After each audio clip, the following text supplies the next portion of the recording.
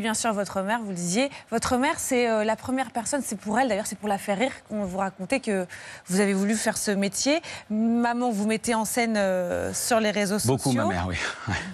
D'ailleurs, vous l'avez invitée au Festival de Cannes à l'époque avec l'équipe de Qu'est-ce qu'on a fait au bon Dieu et vous l'avez assez regretté quand même. Non, c'est pas ça, c'est qu'on a toujours une grande fierté à amener nos parents dans ces endroits.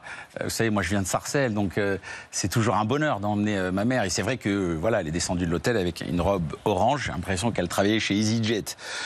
Et je lui ai présenté un peu tout le monde et j'ai présenté Christian Clavier. Et je raconte que Christian Clavier lui a demandé est-ce que ça va. Elle lui a dit oui, ça va, tout est OK. Et là, voilà. Et Clavier, il s'est dit, tiens, d'accord, c'est toute la famille qui est un peu... Vous parlez de votre sœur, très douée pour les études, contrairement à vous. Oui, c'est vrai qu'on peut être issu évidemment des mêmes parents, mais pas le même cerveau du tout. Ma sœur est très très forte. Une réunion individuelle des parents d'élèves où la prof... parlait que de ma sœur. Et ma mère lui dit, mais on est venu pour... Elle a dit, on parlera du débile après, hein, ça sera beaucoup moins long, hein, bien sûr. Vos filles, elles ont 24, 25 et 20 ans, Oui. je dis dans le désordre, et elles vous laissent des messages sur votre téléphone pour vous réclamer de l'argent, ce qui est quand même... C'est un classique.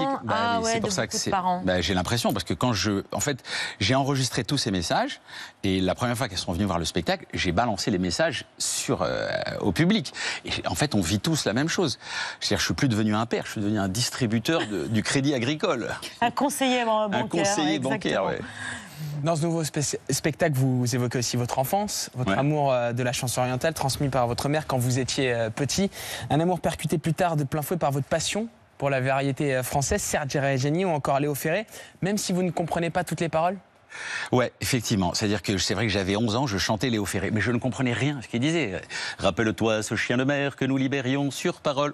Voilà, vous avez 2 heures.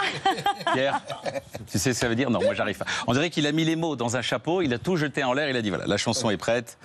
Mais j'adore la chanson française, c'est vrai. Alors qu'aujourd'hui c'est beaucoup plus simple. C'était Loli, c'était Lolo, c'était Lola. C'est la Gofa Lolita. Merci Mohamed. Ça marche beaucoup mieux que la Gofa Lolita. En fait. Oui, pour les faire danser, oui, mieux que Léo Ferré, ouais. Ce spectacle authentique, il y a eu 4 dates à Paris, mais là vous partez en tournée, au Casino de Deauville le 1er mars, à Bruxelles, au Canet d'ailleurs. À Liège, au Canet, à Mons, à l'île Maurice le 5 avril, et puis de retour à Paris les 6 et 7 décembre aux Folies Bergères.